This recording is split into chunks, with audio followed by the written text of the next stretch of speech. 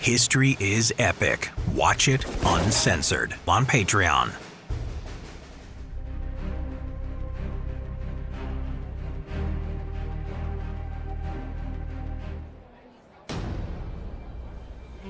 Frank William Abagnale Jr., the teenager who faked being a pilot, a doctor, and a lawyer. The Pan Am pilot casually strode through the Miami International Airport, young, confident, and immaculately dressed in his company uniform that was topped off with a cool pair of sunglasses. He looked every inch a professional, the type of man you would trust to get you safely from A to B in the new breed of sonic airliners that was starting to dominate the skies of America back in the 1960s.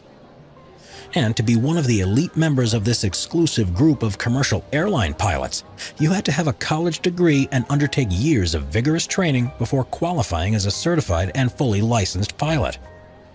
It is true that this dashing pilot had a Federal Aviation Administration's pilot license and could rightfully claim to have flown 1 million miles on more than 250 flights to 26 different countries in the last couple of years or so.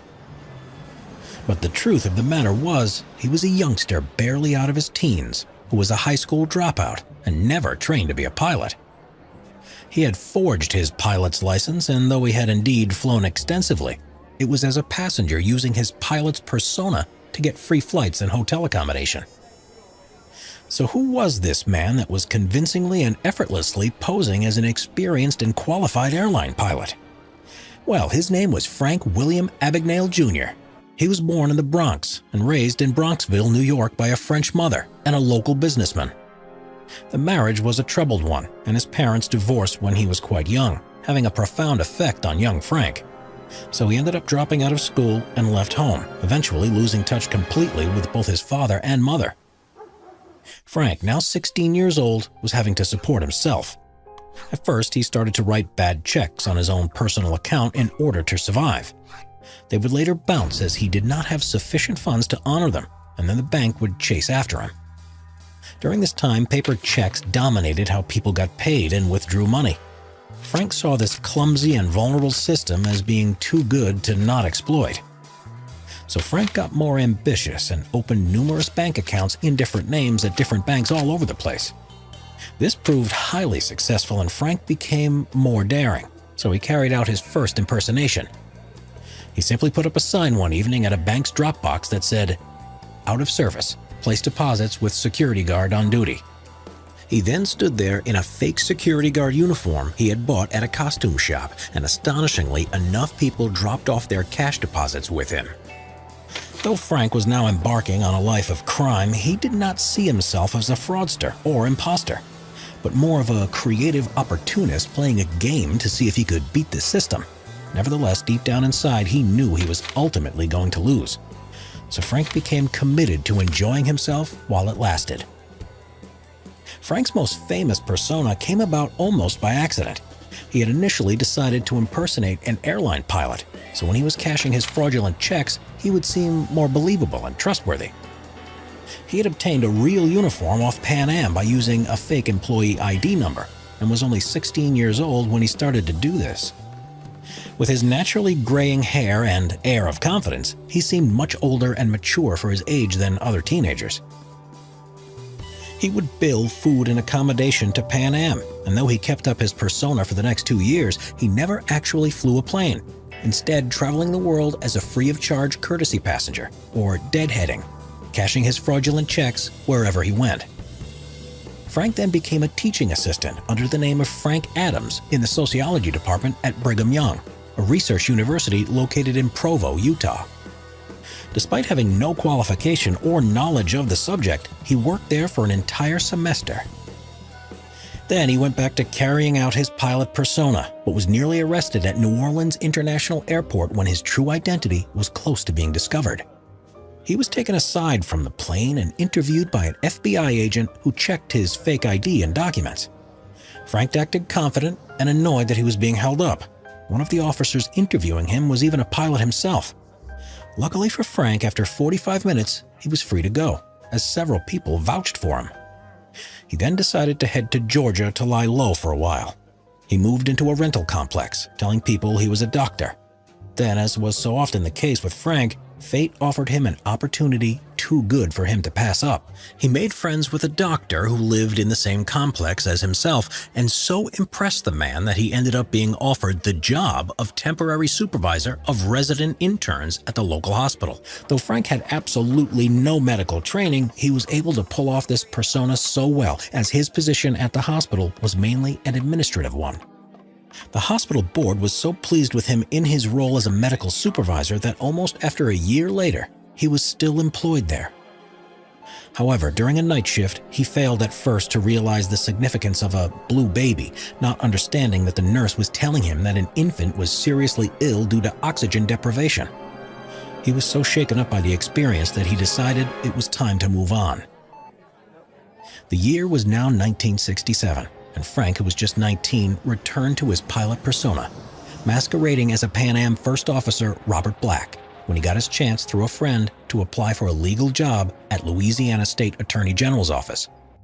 He forged some qualifications from the prestigious Harvard University and after 3 attempts, passed the bar exam. But after 8 months, he was forced to move on, when a colleague who had actually gone to Harvard became suspicious of Frank's lack of knowledge of the place, and started to ask far too many awkward questions that Frank could not answer convincingly enough. So Frank went back to what he seemed to do best, and that was being a fake pilot traveling the world cashing fake checks. But his luck finally ran out in 1969 when a flight attendant recognized him and informed the police in Montpellier, southern France. He was found guilty of fraud by the French courts and ended up serving 6 months in the infamous 17th century Perpignan prison. This was a penal establishment designed purely for punishment and not for rehabilitation. It was a hellish place as he was kept in squalid conditions in a cold, dark, and tiny cell with barely enough room to stand up in. After that, he was extradited to Sweden to face charges of check fraud, where he was found guilty and sentenced to 6 months in jail. He was next due to be sent to Italy to face yet again charges of check fraud, but ended up instead being deported to America. But just after the aircraft had landed at John F. Kennedy Airport in New York, it's said that Frank managed to evade his security detail by escaping through the airliner's toilet and climbing down its landing gear as it was taxiing down the runway. To this day, authorities do not know how he did it, as there was a 100-pound water tank blocking that escape route. He was arrested a few days later by the Canadian Mounties at Montreal Airport, as he was about to board a plane for Brazil. While awaiting trial, it is said that Frank escaped the detention center when he was mistaken for an undercover prison inspector. Seizing the opportunity, he used his phone call to get his friend, Jean Sebring, to forge a business card given to her earlier by Sean O'Reilly, real name Joe Shea, who was the FBI agent in charge of Abagnale's case. She then added Abagnale's information to it. Once it arrived, he told the guards that he was an inspector sent by the FBI all along and that he had to get outside of the prison to talk to the FBI agent. Abagnale was allowed to leave the detention center and was picked up by Jean.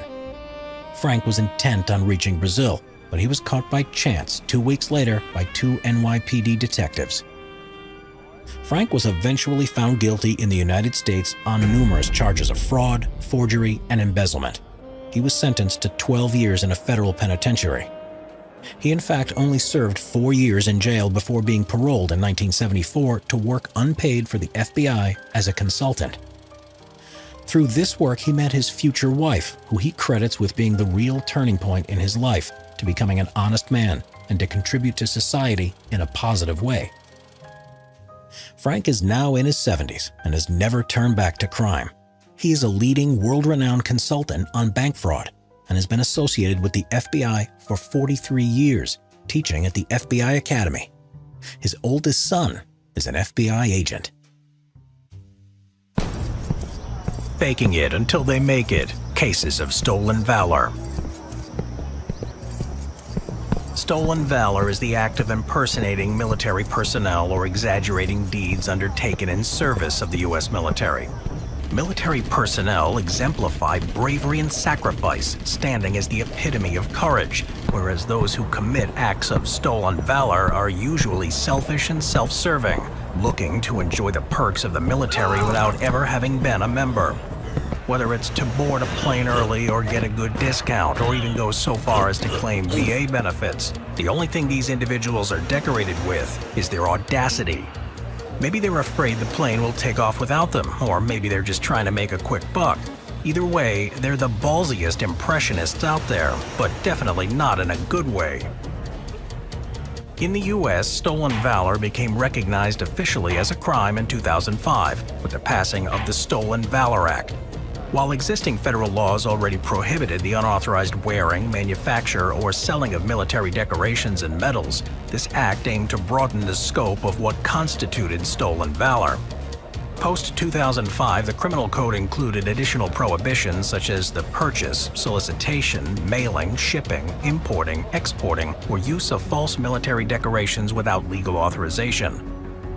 Moreover, the act made it unlawful to falsely represent oneself as military personnel. Essentially, it was an effort to crack down on those who sought to deceive others by feigning military accolades and experiences.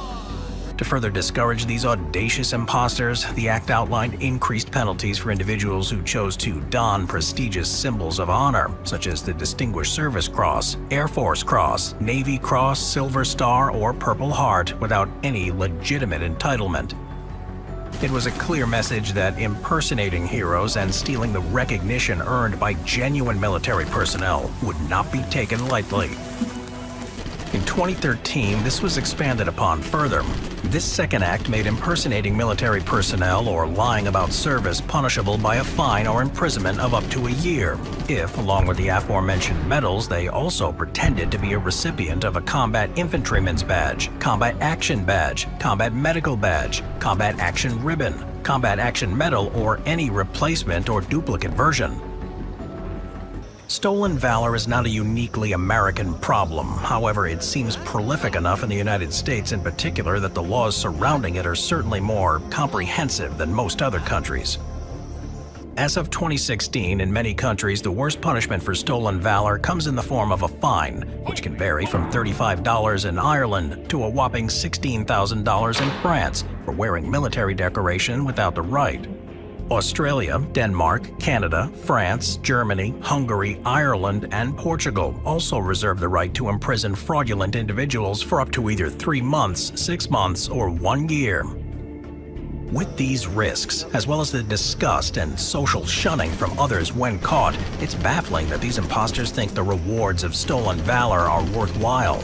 But if you now find yourselves eyeing up passerbys and those in uniform wondering if they're really deserving of the stripes they wear, there are some obvious ways that these chumps display their fakery and fraudulence. Usually, it's by simple lack of knowledge, a person wearing the incorrect rank for their uniform, unable to produce a military ID, or claim to be a member of an elite squad so they can't talk about what they've done. Hint, if they're boasting about it, they're probably not actually a member. Despite the fact that stolen valor seems like an obviously bad thing to do, there are some American citizens who have incredibly argued that it's their right under the rules of freedom of speech. Some people will try anything to get away with poor behavior. But there is one man who went the extra mile. Javier Alvarez was an elected Californian official for the Three Valleys Water District Board. During a public meeting held in 2007, he stood up and proudly declared himself to be a retired, as of 2001, U.S. Marine who was wounded in combat and had received the Congressional Medal of Honor in 1987. In reality, however, not a single boastful word that left Alvarez's mouth was true. He had never been in the Marines, and in fact the closest he'd probably ever come to real military personnel were those he happened to meet in public, probably guiltily thanking them for their service as he did so. Not long after Alvarez's ill-advised public announcement, a recording of his claims was submitted to the FBI, who confirmed their fraudulence. He was soon tried under the 2005 Stolen Valor Act and pled guilty. He received 3 years probation and was ordered to pay a $5,000 fine. Incredibly, though, Alvarez decided being caught in a lie was his constitutional right, and so actually appealed the decision, claiming that the whole act actually violated the First Amendment and his right to freedom of speech. That should have been the end of it, with a scoff and a laugh about how some con men will do anything they can to weasel their way out of trouble. But unbelievably instead, a 3-judge panel actually agreed with Alvarez's appeal and overturned his conviction, claiming the Stolen Valor Act was actually unconstitutional. The government then appealed this decision, where one would assume the story must surely end. But instead, the Supreme Court of the United States heard the case and agreed with the 3-judge panel. Despite acknowledgement from Justice Anthony Kennedy that, quote, lying was his habit, he and 5 other members of the court ruled that the Stolen Valor Act actually conflicted with the First Amendment free speech protections. The case concluded in 2012, and the 2013 expansion of the Stolen Valor Act can be directly linked to the overturning of Alvarez's conviction, closing loopholes that had allowed him to lie about his service, instead making it a federal crime. But while Alvarez may have been a landmark example in the case of stolen valor, there are plenty of others lining up behind him to claim their own prestigious and totally fictitious service record. A man named Richard G. Strandloff went one step further than Alvarez, not only creating a false military record, but a whole persona aside. Rick Duncan, as he called himself, created a local veterans group, even having the gall to share his own experiences of being in service and present at 9/11 in Iraq and his alleged wounding in combat. Using his lies as a base to swindle his way into fortuitous company, he often appeared as a speaker for veterans alongside prominent politicians and other real veterans so as to advance his own fortunes. Perhaps even more so than Alvarez, Strandloff came across as unashamed of his actions, coming clean about his plethora of lies upon his arrest by the FBI in 2009. But taking a leaf out of the book of the ongoing case of Alvarez, Strandloff also claimed that the law violated his right to free speech. Apparently to some, the argument that you should be allowed to maliciously lie because freedom is the moral high ground. The story of Strandloff doesn't even stop there. 2 years later, in 2011, Rick Strandloff was uncovered again, this time masquerading as Rick Gold, a member of the Jewish community in Denver who had been integrating himself in order to levy opportunities and start his own business. These men are just 2 examples among thousands. There are many as malicious as Alvarez and Strandloff who use their deceit for significant personal gain, whereas others simply want to get some discount waffles. One such man even had the cheek to turn it around on the man calling him out, claiming he was embarrassing him, as if wearing stolen prestige shouldn't embarrass him all on its own. Since these earlier cases, social media has exploded in popularity, allowing these fake veterans to get called out and put on blast on various platforms like Facebook, Instagram, YouTube, and TikTok. Frequently, videos can be found of these liars being exposed by actual veterans, pointing to their incorrect badges, uniforms, and adornment of haircuts and jewelry that would not be allowed by anyone in active service. So while many still remain unprosecuted, once something is on the internet, it's there forever, so they may not receive the legal comeuppance so many deserve, but instead, they forever live one Google search away from being exposed as the worst of liars. The Watergate Scandal. Between 1972 and late 1973, there was a series of mysterious meetings in an underground car park near Washington, D.C., between Washington Post journalist Robert Bob Woodward and a mysterious anonymous informant who went by the name of Deep Throat.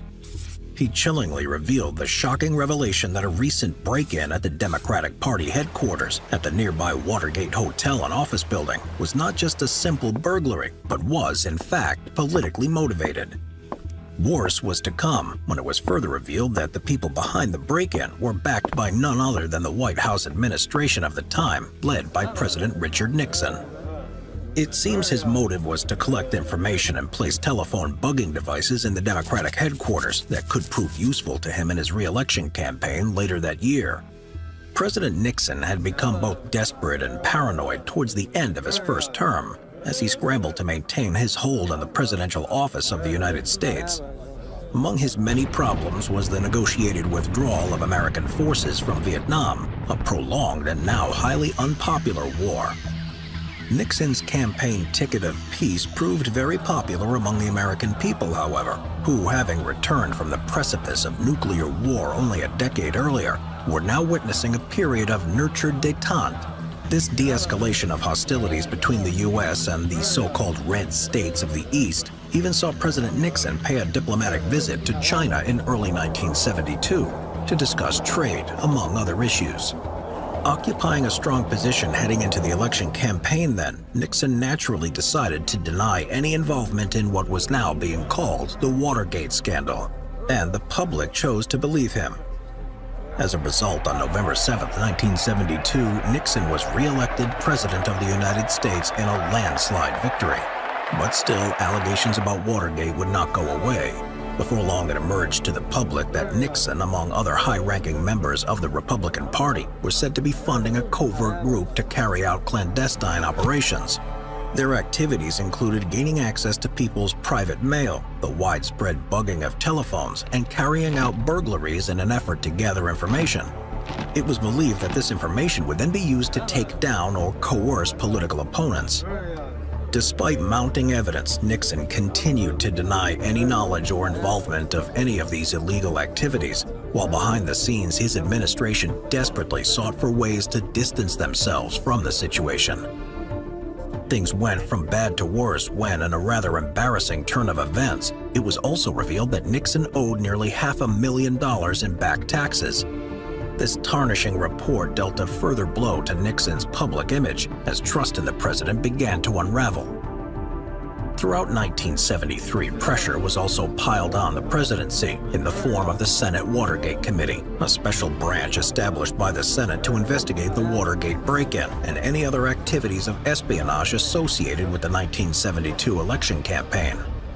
The committee was empowered to conduct judicial proceedings, with hearings and testimonies of some of Nixon's closest advisors broadcast on national television throughout the summer months. It was during these Watergate hearings that one of the most pivotal moments of the investigation occurred. In a line of questioning, White House Deputy Assistant Alexander Butterfield was reluctantly forced to reveal the existence of the now infamous White House tapes. The tapes belonged to a new recording system that automatically recorded conversations in the Oval Office, among other private locations in the White House. Possessing all the incriminating evidence the committee would need, Nixon did everything in his power to block the release of the tapes and the investigation as a whole in the latter half of 1973. When subpoenaed under the initiative of Special Prosecutor Archibald Cox, Nixon refused to release the tapes, invoking his presidential right of executive privilege. When Cox refused to back down and continued his push to expose the president, Nixon ordered his Attorney General Elliot Richardson to fire the troublesome prosecutor. Both Richardson and Deputy Attorney General William Ruckelshaus refused to comply, electing to resign in protest instead. While Cox was eventually removed by Solicitor General Robert Bork, his exit alongside that of two of the nation's leading legal figures infamously became known as the Saturday Night Massacre. These developments were naturally met with public outcry as calls for the president's impeachment began. By November 1973, the situation had become so bad for Nixon that during a televised Q&A session at Disney World's Contemporary Resort, he felt compelled to state, "People have got to know whether or not their president is a crook. Well, I'm not a crook." By early 1974, however, Nixon's defense had all but capitulated. In March, a number of the president's closest aides and advisors were formally charged on different accounts of perjury, obstruction of justice, and conspiracy. In a last-ditch effort, the administration agreed to release an edited version of the transcripts made from the White House tapes. While the contents of the transcripts effectively swept away the last remnants of support for Nixon, investigators nevertheless pushed the issue further, seeking the complete release of the audio tapes. In July, Nixon was defeated in a Supreme Court ruling, and the White House tapes were released to the public. The unedited tapes conclusively tied President Nixon to the Watergate break-in and the further operations of espionage that surrounded the 1972 election campaign. Finally, with the Republican Party washing their hands of the situation on August 9, 1974, Richard Nixon resigned from the presidency rather than be removed from office. Nixon then retired from politics in disgrace, his reputation in ruins. Before criminal charges could be brought against him, however, Nixon was controversially granted a full pardon by the incoming president, Gerald Ford. Nixon was to never hold another political office again. Instead, he devoted the rest of his life to writing and the calling of international affairs. In this period, he undertook many trips abroad to visit various national governments. Famously, in 1977, Nixon conducted a revealing interview with British journalist David Frost, in which the former president attempted to explain his case to the American people. The interview was received with mixed emotions in the United States, where some criticized Nixon for trying to save his reputation, while others saw it as a genuine, heartfelt apology. In the end, Nixon's more positive accomplishments on the world stage were allowed to shine through, and when he died a respected statesman in 1994, President Bill Clinton, alongside former U.S. Presidents George Bush Sr., Ronald Reagan, Jimmy Carter, and Gerald Ford were all in attendance. As for the mysterious informant Deep Throat, it was not until 2005, over 30 years later, that it was finally revealed that it was none other than the former Associate Director of the FBI, William Mark Feld. He said he had leaked the information at the time, as it was his moral duty to highlight the shady goings-on in the Nixon administration. We upload all the videos that we have to censor from YouTube to our Patreon. Right now, you can watch uncensored videos on the Battle of Compiègne, medieval warfare, and the Sherman tank, all on Patreon. History is epic. Watch it uncensored.